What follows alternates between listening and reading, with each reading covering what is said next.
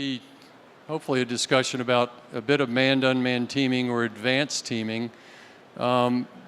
Just for some feedback, again, as the treasurer, Joe Pisano, will call me and say, hey, what do you want the panels to be about? I said, oh, okay, well, and there had been some feedback from industry and others that said we really would like kind of a dedicated day to talk about what is going on with unmanned aircraft systems, manned and unmanned teaming, advanced teaming, therefore. So I kind of seized that opportunity and said, yes, I'd like to moderate the panel, have a discussion, because at least in my mind, I have a little bit of experience, not great experience in that world, but it's a .mil PF challenge. It's a doctrine challenge, an organizational construct challenge, a training challenge, a facilities challenge, and there's even a policy challenge involved in it. And so at the end of the day, easily said, very hard to apply the technologies and all the other pieces that I just mentioned about to actually get to the point where you have something called manned and unmanned teaming. And so I will start, let me introduce the panel, Mr. Lane Merritt, who's the acting director of aviation development for CCCD now, right? Aviation and missiles, the old RDECOM and the old aviation development directorate. But anyway, I appreciate your support. Colonel Steve Clark, again, from the last panel, I said he's the program manager for Future Vertical Lift. And then Colonel Scott Anderson is the PM for Unmanned Aircraft Systems. And Colonel Mike Burns, thanks for hanging in for another hour of panel stuff. So I thought I would turn it over to Lane. I mean, he's got all the money. He's got all the 6.2, 6.3 money. There's only like 140 million in the palm, right? So that's a good thing. You even said it. We're putting our money where our mouth is. So I'll turn it over to you, Lane, to talk, please. Good, thanks for having us. So this advanced teaming is a new operational concept, and I admit we do manned-unmanned teaming today. We can link the Apache with a couple of different UASs, the Shadow and the Gray Eagle, but I'm talking about something way beyond that. So if I can take you into the future a little bit, each mission, each flight could take off with a heterogeneous mix of manned and unmanned aircraft of different types. Each member of that team has a part of the mission and does its thing, okay? Now, that requires a lot of autonomy, requires a lot of connectivity that we don't have yet today, and that's my job in the S&T world, is to think about what we don't have, not what we already have. And we're gonna work there and get there. There's an incremental way to get there, and we'll continue doing that. Now, to take those incremental steps, it's important for us to have an idea, a new operational concept, work with the battle lab at Fort Rucker, Ellis Golson and his folks, to war game those ideas out, find out which ones are operationally effective, find out what are the vehicle performance attributes, what are the key enabling technologies that we need to invest in, turn that back to my organization, who can then invest in those key things and not invest in everything, because like General Davis said, we only have $140 million. So, but in the meantime, we can incrementally demonstrate some of the capabilities that are nearer term. Okay, so all of our UASs today have great sensors on them. We can do ISR, reconnaissance.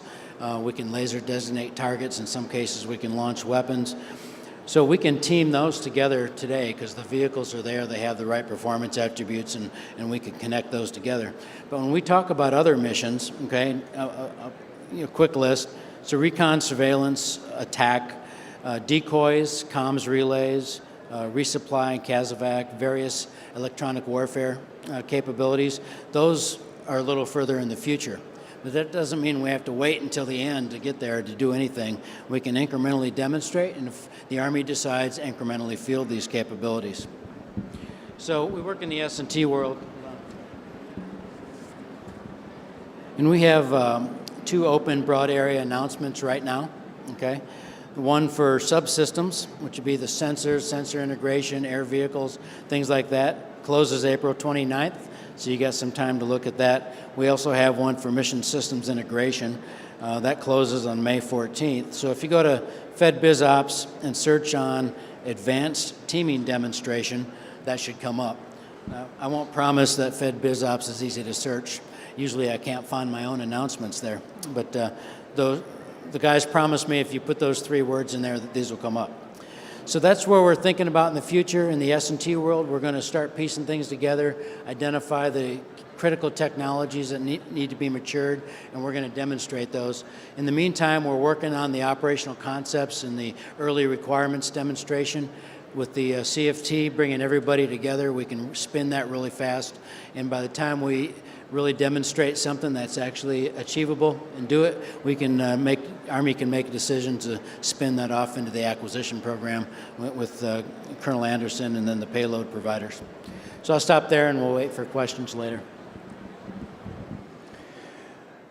Good afternoon, everyone. Thank you to Quad A and especially General Davis for putting together what I believe is an ability to raise the bar in tackling a very challenging problem.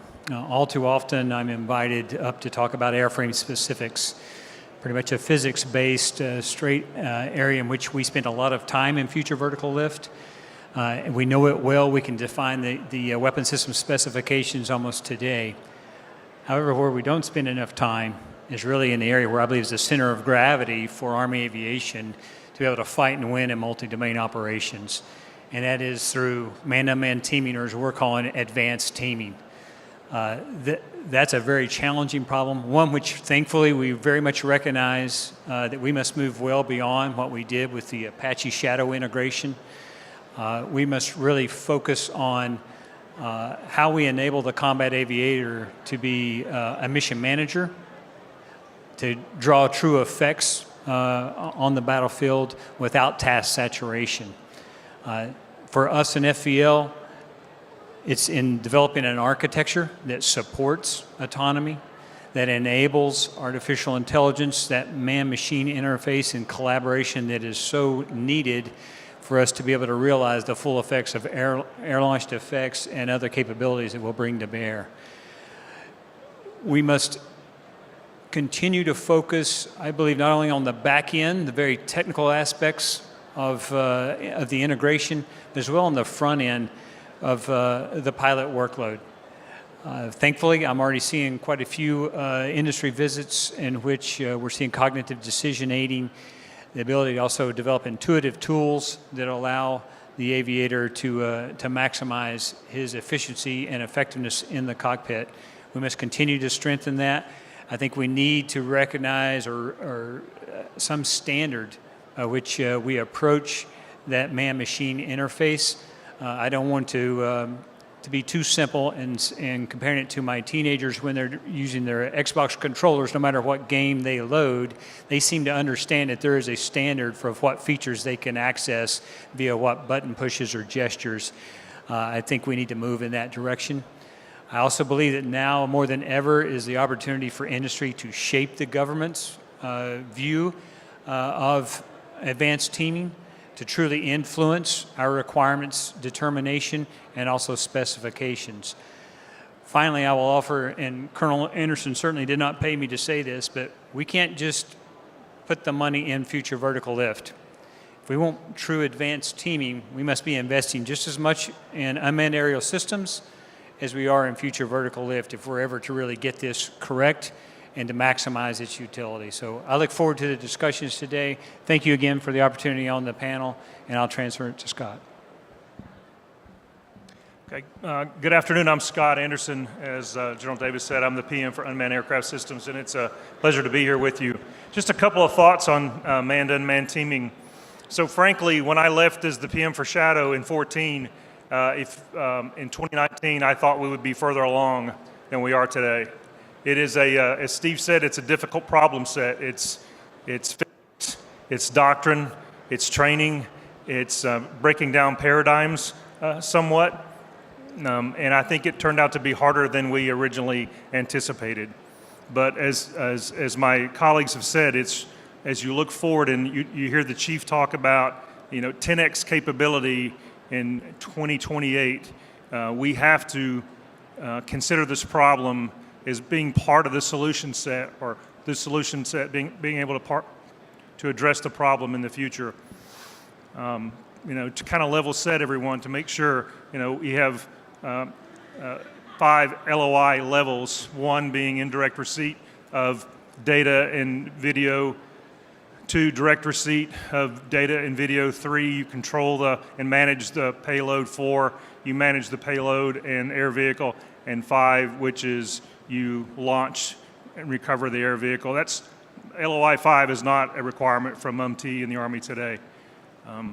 So today, with my systems that I manage, Shadow and Gray Eagle, essentially LOI 2 is where we've kind of met all requirements. We're getting there on LOI 3 in some aspects, didn't fully demonstrate that in the latest OT.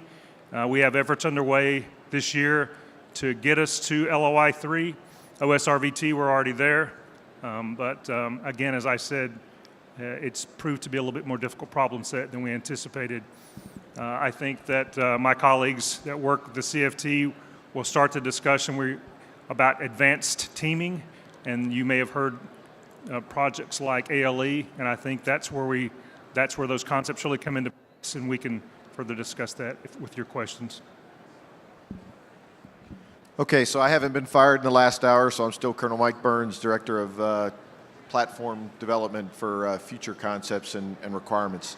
I'm going to give you a bit of a different lens to think through when you talk through MUMT, and I'm going to start with a quote from a senior leader that I won't identify recently, who said, "There is absolutely nothing unmanned about unmanned operations currently." It's probably better described as remotely manned instead of unmanned. And the goal is to get toward unmanned.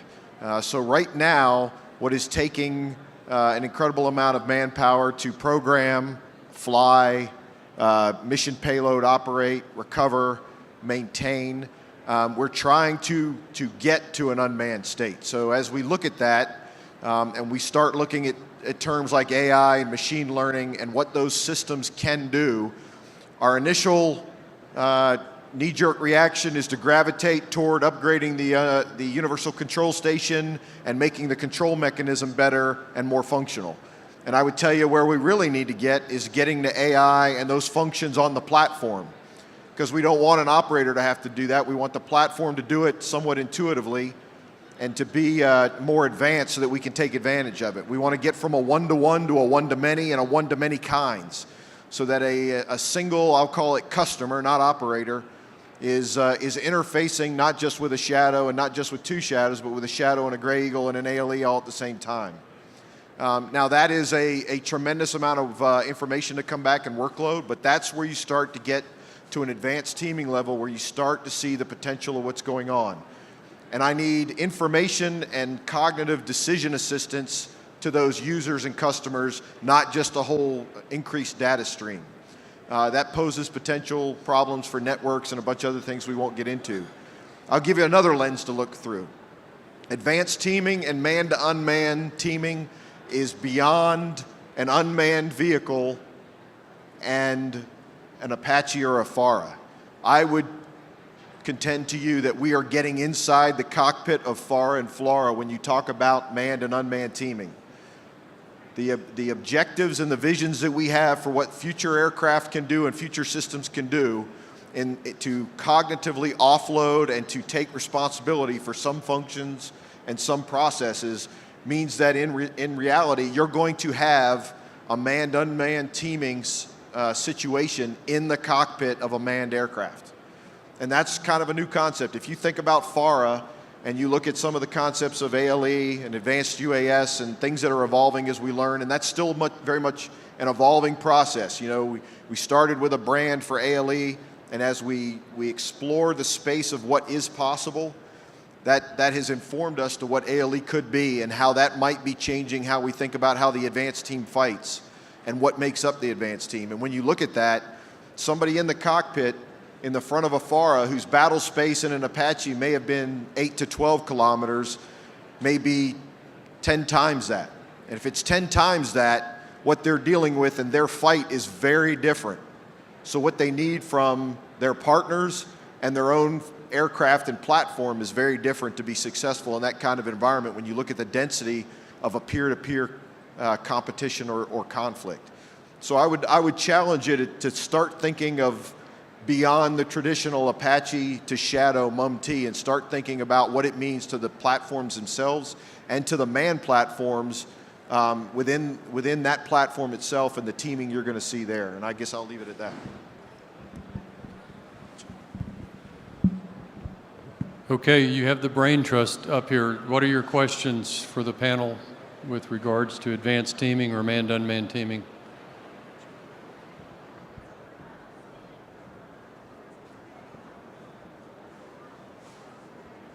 Hey, gentlemen, appreciate your time. Mike Goodwin, I'm at Forces Command, one of the USMEs there. And just checking to see, is the branch looking to move more towards some incorporating the air assault community into this, as well as a previous Black Hawk pilot myself? I can tell you that it would have been extremely helpful to have something like Gray Eagle over the objective, because rather than looking at satellite imagery, and if any of you guys have ever been live, we typically are looking at stuff like even on Google Earth, which that imagery can be years old, and having something like a Gray Eagle overhead doing the cherry ice call to show those pilots exactly what the LZ looks like at that point in time, as well as the platoon leader in the back who's maybe going in, would be extremely helpful. I mean, it's great. The moves forward we're making for Apache, certainly necessary, but I would say it's equally important to the assault community as well. So as the requirements guy, I'll tell you the simple answer is yes. So whether or not you see FLRAA or assault utility platforms, cargo platforms operating and being the direct customer, let's say, of say an advanced team like an Apache does, might not be a one-for-one comparison. But as a customer of that information, I'll tell you that we're thinking beyond that. Not only are we thinking what can be piped into FLRAA so that they can have it, you know, how do they, I won't call it an auction system, but how do they put in their bid for priority for what they need to be seen? I'll tell you, it goes beyond that. We're thinking about when those systems go forward, when FARA goes forward, are the sensors that are on FARA collecting and automatically reporting and updating the COP so that the people that follow on know what they've seen. So when ALE bypasses something or a UAS bypasses something or FARA bypasses because it's not their mission or it's just over the boundary, that's great. They don't need to know that, and he or she as the pilot doesn't need to worry about that. But the person just to their flank might, the person behind them might. So as we talk about those automated functions, if I'm trying to overload a human pilot to make that decision, input that report, decide that it's important, I've already lost. Can we get that level of automation that everything it sees can be packaged and can be shared for situational awareness, whether they're directly attributable to something in direct support or whether they're just tangentially, you happen to be in the same battle space and can benefit from that info. So yeah, all that's being considered when we start laying out requirements and chasing capabilities and attributes. So I'd like to add a little more to the answer. It's a great answer. But if the mission of the day is an air assault, there's no reason that the team can't clear the corridor for the assault aircraft via different means, different teammates. Maybe a FARA, maybe a Gray Eagle ahead of time. You may air launch a high-speed ALE to get ahead of the formation and do something about the integrated air defense that you have to go through. And then when you get on the objective, you can launch some of the lower speed loitering ALEs to give you on the spot and hand those off to the infantry guys you just dropped off. And when the larger aircraft leave, they have control of those things and they can use them until the batteries are dead.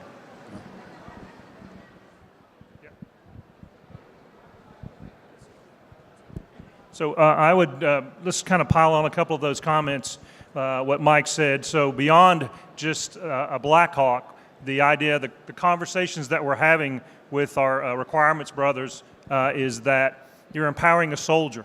So where we want to get to is a soldier on the ground's got the capability to control that air vehicle with a device, whether it's an Android device, you know, a Net Warrior, a laptop strapped to his chest. That's where we want to get to. But as he says, you know, as the chief envisions the fight, there's not going to be ground control stations like we have today. Can't have that.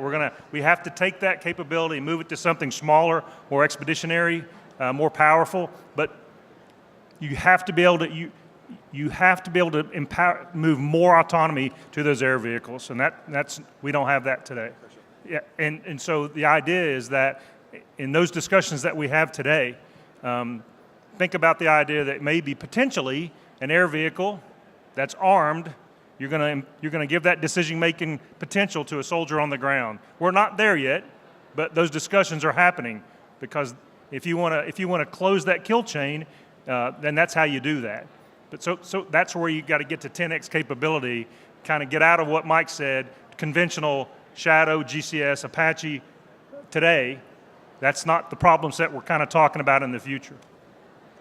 So I'm going to pile on one more thing. I'm going to echo what Steve Clark said about the Xbox controller. So we want to do all that, and we don't want to put you through the JTAC course.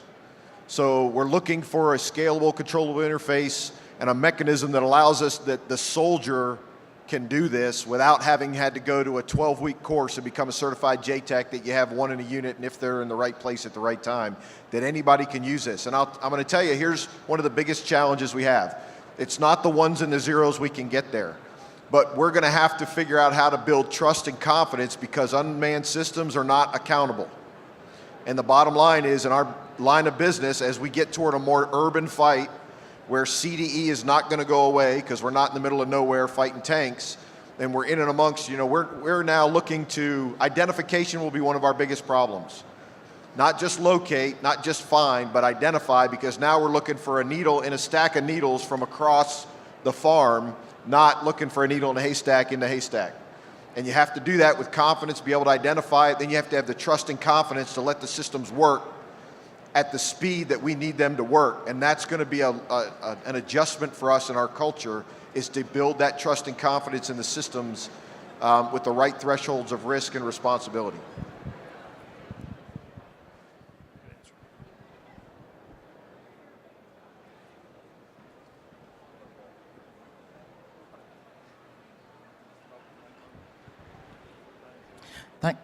Thank you, sirs. I'm Eric Gregorian with GTRI, Georgia Tech Research Institute. Had a question. With all the AAAs being deployed and working in a teaming environment, cooperative or otherwise, there's still one issue.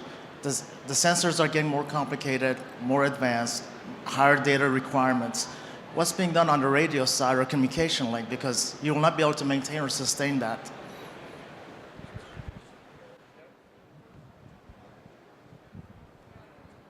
So there's a whole CFT working on the network, and I would tell you that it's a multifaceted problem, or multifaceted solution. So I like to joke about the fact that paragraph 1 of our requirements document says that we need a robust, resilient network, and paragraph 2 says you need to be able to operate without that robust and resilient network. So part of that solution is a network problem, and getting after the bandwidth, and whether that's new waveforms and new ComSec, whatever, all those facets of that.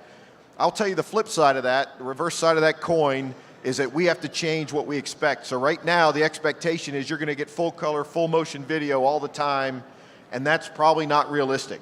So as we get to the AI, now what I need is, if I can get the sensor forward on the payload and the platform, to not have to push that full motion video back a big distance to somebody to look at it, to make a decision, to then get to somebody else. If I can get to a decision tree, a cognitive offload, I hate to say AI, machine learning capability for the platform to cut that down, assist in the decision tree, prioritize what needs to be sent, and send it and get our culture into a format that I get a small snippet and the report.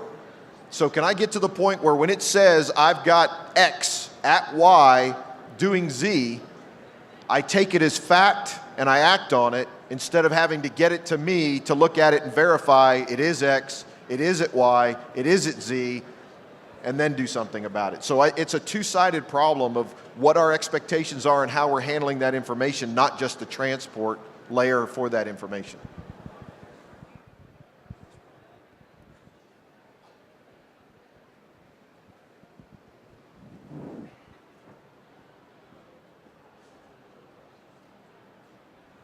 Hi, Sidney Freeberg, Breaking Defense.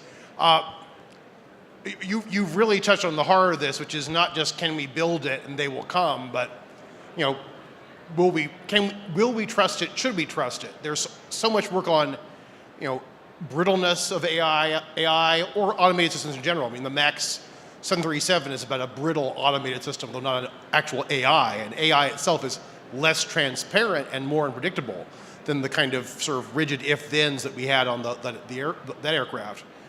You know, how do you deal with that brittleness of AI, with the susceptibility to so-called adversarial AI, somebody deliberately misleading the AI in ways that a human wouldn't fall for, but you know the computer is not intuitive enough to see through. That seems like it's a huge problem, and unlike some adversaries, they're probably not going to say, turn loose robots, say anything with a 98.6 body temperature that's not wearing RFID should be shot. So I'd say this is an incremental introduction of capabilities, right? We certainly aren't going to have self-shooting weapons in the near term. And just like we are introducing autonomy into our automobiles, we do it slowly. We learn to trust it. I actually believe that we'll trust things before we should. People, even just with simple cruise control, thought they could turn their head and talk to the kids in the back seat. We still got to watch where you're driving, right? Newer cars can follow the road really well. Our folks up in Detroit at the Vehicle Systems Center are experimenting with unmanned convoys. One of them has to lead, but the method they use to follow the vehicle ahead of them around curves and through terrain isn't simple visual following. They got to find new ways, and so will we. But we will introduce, talk about pilot assist, supervised autonomy, and over time we'll develop the algorithms and the trust that's required to let things go full autonomous. That's going to take some time.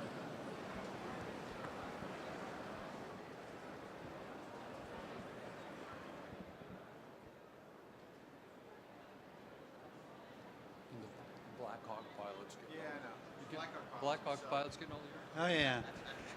Us Black Hawk pilots got to get airtime.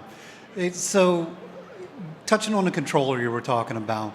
Now, is the intent for it to just be hand controller, or are you going to still maintain some form of larger control interface? And the reason why I say that is, having worked with these systems downrange, both Shadow and Grey Eagle, I understand the allure of a hand controller, and there are niche capabilities where perhaps like in a GRF type environment, first entry, you want something like that, but you definitely need the ability for an operator, someone who's not in that fog of war, who can sit back and observe what's going on a large screen, high fidelity, and see what's going on from a bird's eye perspective, rather than someone trying to look at a tablet and determine what's going on. It's hard to see on like something the size of a cell phone or again an iPad versus a 20-inch monitor. You'll see that in these ground control stations, not only do they have the two screens that they typically come with, but if you've ever visited them, they hang additional screens. And they end up looking more like the Air Force has their ground control station, where they have anywhere from 4 to 6 to 8 screens up at one time, because you're trying to do Merc chat, you're trying to see what the ground maneuver scheme is, you're trying to see what the aviation's doing, you're controlling your own payload, and you're looking at the flight path of the aircraft. You try and squeeze all that into one tablet, I'm telling you, I just can't conceive it working.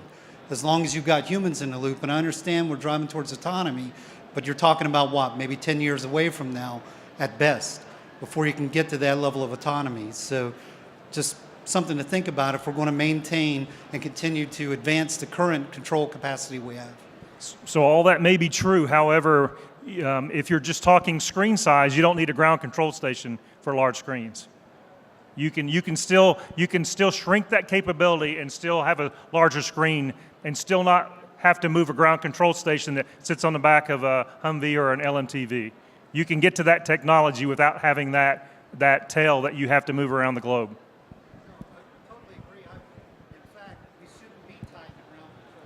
No, you're right. So the requirement and the approach is platform agnostic and hasn't been defined. So we won't get into the solution, but so part of the solution to that, I would tell you, is what we expect from the platforms themselves to offload that decision space. Part of that is the farther forward you can push it, the less I have to worry about the operator and the customer having context because he's living in the middle of it, right? So if he's already monitoring 3 nets on his head, I don't need MercChat to tell him what's going on because he already knows it. And if he's in the middle of the battle space, I don't need him to know what's going, so there's an aspect to that. So I appreciate what you're saying is, as humans and how we consume data, we have to be very careful that we don't narrow it down so much that it becomes unusable and we're not getting what we want out of it. So it's a point well taken. I just think that we haven't gotten to that solution set and we haven't married ourselves to what the solution is. So, and we're bringing in all the people. I've got a W4 who is a UAS guy. He's not an aviator, he's a UAS guy. And I've got a UAS team on my team too. So all those things are being considered, and I would tell you that we haven't ruled anything out, and all those things are being thought about, but I will not lie to you and tell you we've got the answers to all of them either. I'll lie to him, but I won't lie to you.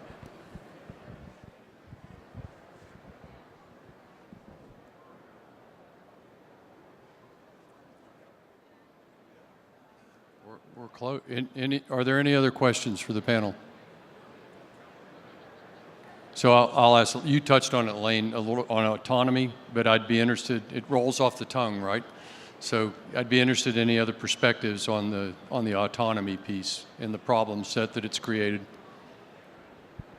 If you don't have a perspective, that's fine too. I know you do, but Well, we have an increasing amount of autonomy throughout our operations. The flight control system, the autopilot functions, or the outer loop functions are autonomy.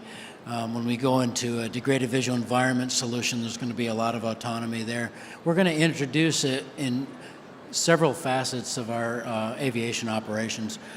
But if you're going to control several teammates as part of the advanced team, you can't be flying them. They need to go off and do a task.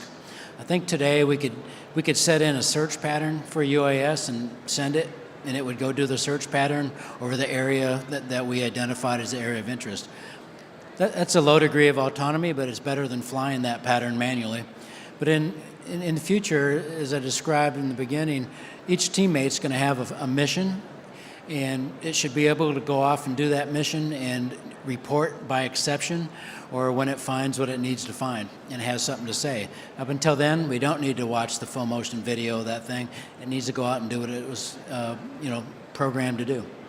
So it's going to take time. We're going to increase the level of autonomy, and we're going to learn to trust it, and we're going to amend it or update it so that we trust it more, and then eventually we're going to find ourselves in a situation where we could have 5, 10, 15 aircraft, some of them manned and some of them unmanned, doing a mission. So I'm always a little troubled when someone says, let me hear your opinion, because I think as the PM, that's not really my job to give you my opinion. As the PM, I think I'm the kind of the nexus between industry and the requirements writer. I try to bring those two communities together and to deliver capability. But since you ask, I'll give you my 2 cents on autonomy. So as we were talking about ground control stations that we have today work very well if we're going to fight from a FOB. If you have a well-defined forward line of troops, they're perfect, right? But if you've heard the chief and you heard the vice and you heard the Secretary of the Army says, that's not what our future fight is. And the way to get away from that in mega cities and dirty environments and congested environments is you have to get away from the ground control stations that we have today. We can't have that configuration. And the way to do that is build autonomy into the air vehicle. Empower the soldier, make us smaller, more expeditionary, make us lighter, build more power into the air vehicle, into the platform, and then autonomy amongst the air vehicles that creates and lessens that decision-making kind of loop is, I think, where we have to go. Hey, sir, if I could, so I'll leave you, I guess, my final thought. It kind of goes back to a question that was answered earlier. The non-technical side of this, my opinion, we have been shaped for risk and threshold risks and what we do or don't do for years and generations, and especially in the last 15 years by a coin fight. I think we have to be very careful as we talk about technology for the coin fight and the modernizations we've invested. As you think about the investment and the decisions and what has shaped our culture for the last 15 years, you have to be very careful that you don't apply that mentality and that culture to the next fight. The thresholds for risk that we have applied for the last 15 years for the employment of our forces may not be the same thresholds of at risk for a peer level fight when we get to that point. Having said that, I think we need to stop being a community that defaults to the side of we're afraid it'll be abused, we're afraid we won't be able to handle it. The dark side of the what ifs. I think we need to look at the opportunities, and we need to realize in this environment of mission command, of the amazing officers and leaders that we have coming in that I don't think I could hold a candle to now as the young crop of officers and the skills they bring, the way they've been brought up, the ones that we're getting. We can't design systems, we can't put a small gas tank in an aircraft because we don't trust them to manage fuel and to half fill the gas tank. Give them the bigger gas tank and trust the leaders and the soldiers to be able to use it properly with guidance, and when you need it, you've got it. But if we continue to build systems based upon the limitations of fears and the expectations of abuse or risk aversion, we're going to find ourselves with our hands tied. And I don't think we can continue to design and fulfill our requirements in that way. I think we have to dare greatly and give ourselves the benefit of the doubt and trust that we're going to use it appropriately instead of the other side of that coin. Look, I just, on behalf of the audience, I'll thank you for your commitment of time and the great leadership that you have in your areas, and for troop leading us through the challenges with advanced teaming and manned-unmanned teaming, but greatly appreciated. So thank you very much.